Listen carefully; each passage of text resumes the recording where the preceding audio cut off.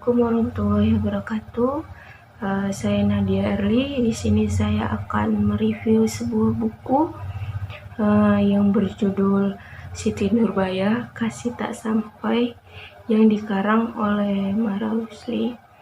Di sini buku Siti Nurbaya menjelaskan tentang permasalahan percintaan, tetapi juga mengandung nilai-nilai sosial, nilai politik pada masa kolonial Belanda. Jadi, Siti Nurbaya digambarkan sebagai seorang gadis yang sempurna, seperti fisiknya yang cantik dan perilakunya yang baik, pintar.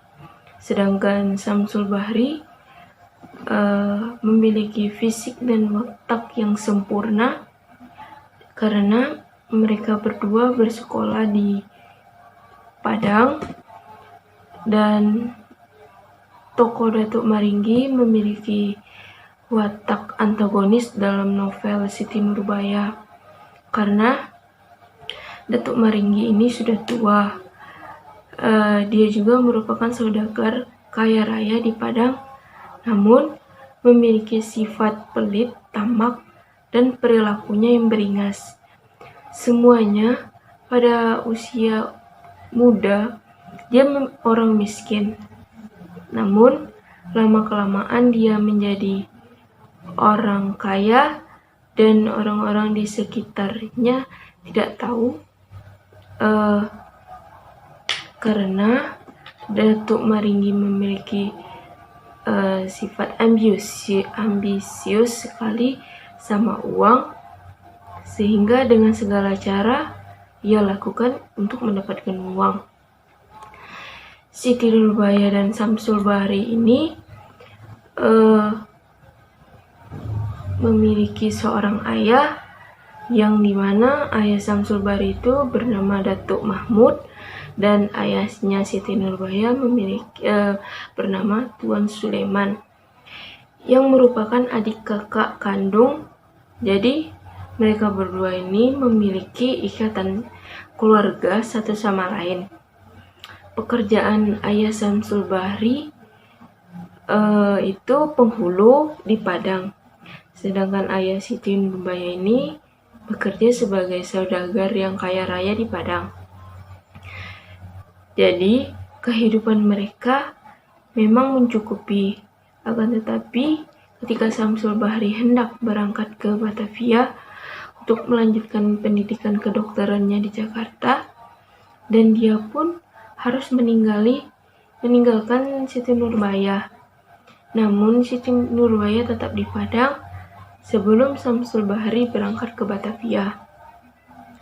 Mereka berdua saling mengungkapkan perasaan mereka satu sama lain, dan Siti Nurbaya berjanji akan menunggu Samsul Bahri, dan pada saat itulah kehidupan Siti Nurbaya perlahan-lahan mendapatkan musibah seperti toko sang ayah, kebakaran, dan kapal yang berisi muatan barang-barang milik ayahnya tenggelam di laut. Kebun sawitnya diracuni sehingga membusuk, dan yang melakukan itu adalah Datuk Maringgi, karena ia iri kepada ayah Siti Nurbaya yang merasa tersaingi, karena mereka berdua sama-sama saudagar. Maka itu ia melakukan itu semua. Dan setelah kejadian itu, Siti Nurbaya menjadi jatuh miskin, dan ayah Siti Nurbaya, Datuk Sulaiman, meminjam uang kepada Datuk Maringgi untuk membuka usaha lagi, dan beliau mendapatkan pinjaman dan membuka usahanya. Akan tetapi tidak berlangsung lama, usahanya pun merugi, dan saat itu pula Datuk Maringgi menagih utangnya kepada Datuk Sulaiman. Akan tetapi ia tidak bisa membayar utangnya, dan pada saat itulah Datuk Maringgi mengancam apabila utangnya tidak bisa dibayar, maka akan dipenjarakannya ayah Siti Nurbaya. atau dengan menikahkan dirinya dengan Siti Nurbaya. Dan saat itulah ayah Siti Nurbaya tahu kalau anaknya menyukai Samsul Bahri. Ayah tidak mau kalau anaknya menikah dengan Datuk Maringgi. Tapi apalah daya, Siti Nurbaya lebih memilih menikah dengan Datuk Maringgi daripada melihat ayahnya di penjara. Saat sepulangnya Samsul Bahri dari Batavia, pada saat liburan tahun pertama, ia kecewa. Tapi Siti Nurbaya telah membuatkan surat untuk Samsul Bahri yang mengatakan bahwa dirinya sudah menikah dengan Datuk Maringgi.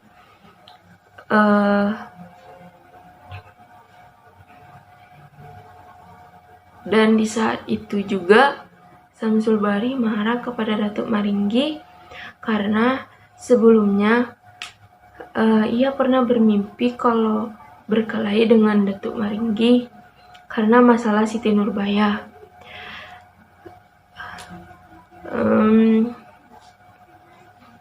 Samsul Bahri bertengkar bersama Datuk Maringgi karena Datuk Maringgi melihat Samsul Bahri dan Siti Nurbaya sedang berduaan membicarakan masalah percintaan mereka yang terus-menerus, dikarenakan ayah Samsul Bahri sebagai penghulu yang mempunyai peranan penting dalam masyarakat. Pada saat itu Datuk Maringgi mengatakan kalau Samsul Bahri lah yang bersalah. Ayah Samsul Bahri pun marah kepada anaknya dan ayahnya sangat malu kepada anaknya. Akhirnya Samsul Bahri pun diusir. Ia tidak ingin memiliki seorang anak seperti Samsul Bahri. Nama ayahnya pun rusak karena ulah anaknya sendiri. Dan pada saat itu juga Samsul Bahri pergi dari rumah dan meninggalkan Batavia untuk sekolah dan bekerja di sana. Di saat itu pula ayah Siti Nurbaya meninggal dunia karena sakit-sakitan. Sejak mereka jatuh miskin, Siti Nurbaya pun bersama mamanya atau pamannya merasa sedih karena sudah ditinggalkan oleh sang ayah dan kekasihnya Siti Nurbaya. Siti Nurbaya ingin bercerai dengan Datuk Maringgi, akan tetapi kedudukan laki-laki pada saat itu penting karena adat pada masa itu laki-laki boleh memiliki lebih dari satu istri. Semakin banyak istri, semakin kaya pula. Karena pada saat itu menikah perempuan yang menyediakan uang. Akan tetapi lelaki tidak mengurusi anaknya karena kewajiban mengurus anak itu dalam adat lebih dibebani ke mama.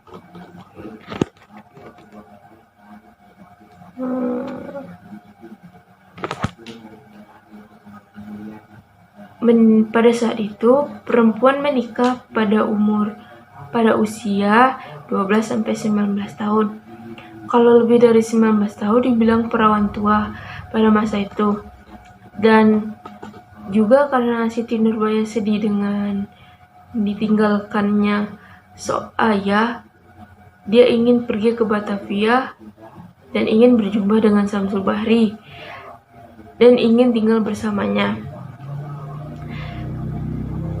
Siti Nurbaya pun mengirim surat ke Samsul Bahri bahwa ia ingin ke Jakarta bersama Pak Ali, yang merupakan kusir kuda Samsul Bahri yang setia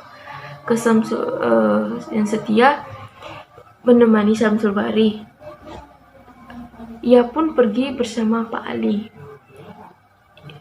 Datuk Maringgi yang jahat memiliki anak buah dan mengirimkan mereka untuk mengikuti Siti Nurbaya. Dan sewaktu di kapal, anak buah Datuk Maringgi mencoba untuk membunuh Siti Nurbaya, namun dihentikan oleh Pak Ali. Di situ, ketika sampai di Jakarta, ada surat yang dibawa oleh serdadu Belanda yang mengatakan bahwa Siti Nurbaya menculik uang Datuk Maringgi untuk pergi ke Jakarta. Padahal uang dan gelang itu miliknya sendiri yang diberikan oleh ibunya. Karena masalah inilah diperkarakan hukumannya. Syamsul Bahri mengatakan setelah perkara fitnah ini diselesaikan, ia menyuruh Siti Nurbaya untuk kembali ke Jakarta dan mereka hidup bersama. Akan tetapi setelah perkara ini selesai, di Padang terbukti bahwa Siti Nurbaya tidak mencuri uang Datuk Maringgi. Pada saat itu, Siti Nurbaya tinggal di rumah mamanya di Padang. Pada saat malam hari, ia berbincang bersama Halimah, anak dari pamannya.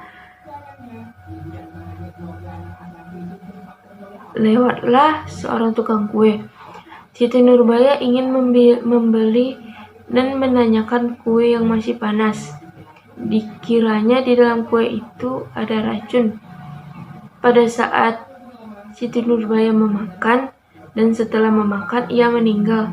Dan ternyata yang menjual kue tersebut ialah anak Datuk Maringgi. Ketika mendengar kabar itu, Syamsul Bahri mendapatkan surat dari Padang, dan di saat yang bersama mendengar sama ibu Syamsul Bahri meninggal. Ia merasa sedih karena telah meninggal kedua orang yang dicintainya. Saat itu pula Syamsul Bahri ada niat untuk membunuh dirinya sendiri di Jakarta dengan menembakkan kepalanya menggunakan pistol. Akan tetapi temannya yang satu sekolah itu mencegah, namun sudah terlambat. Ia pun mengatakan bahwa Syamsul Bahri sudah meninggal, dan ternyata ketika diketahui peluru itu masuk ke dalam otak Syamsul Bahri. Namun ia pun sudah putus asa dengan kehidupan yang dijalani karena sudah tidak punya keluarga, diusir dari rumahnya, dan orang yang dicintainya juga pergi. Jadi tidak memiliki semangat untuk hidup. Ia pun masuk ke dalam militer. Sampai 10 tahun kemudian ia mendapatkan tugas di Padang untuk menghentikan unjuk rasa pada masa itu.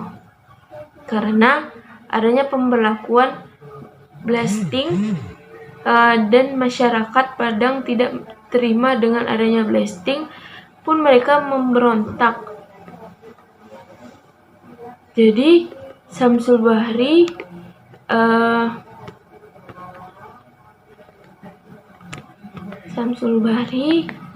yang berada di pihak militer Belanda. Disitulah ia ketemu dengan Datuk Maringgi. Mereka pun berperang sampai Datuk Maringgi dan Syamsul Bahri meninggal. Sebelum Syamsul Bahri meninggal, ia meminta maaf kepada ayahnya karena ayahnya merasa nyesal. Maka beberapa bulan setelah Syamsul Bahri meninggal, ayahnya pun meninggal. Kesimpulan dari cerita ini, yakni dari artikel Siti Nurbaya telah memberikan sebuah pengalaman yang sangat penting terhadap kehidupan sosial. Karena dari kisah ini mengandung berbagai nilai-nilai dalam kehidupan seperti nilai sosial, nilai agama, nilai kebudayaan, serta nilai pendidikan. Kita ketahui bahwa sikap-sikap yang dilakukan oleh para tokoh. Ada sikap yang patut kita contohkan seperti Syamsul Bahri, dan sikap yang tidak patut dicontohkan seperti Datuk Maringgi. yang sering meresahkan banyak orang. Artikel ini menggambarkan mengenai cinta yang sangat indah, patriotisme, dan perjuangan berbagai nilai kemanusiaan pada zamannya. Artikel ini menceritakan sebuah percintaan yang begitu besar namun tidak sampai pada tujuan, akan tetapi akan tetap setia sampai maut memisahkan, dan kesetiaan itu benar-benar adanya. Sekian, terima kasih.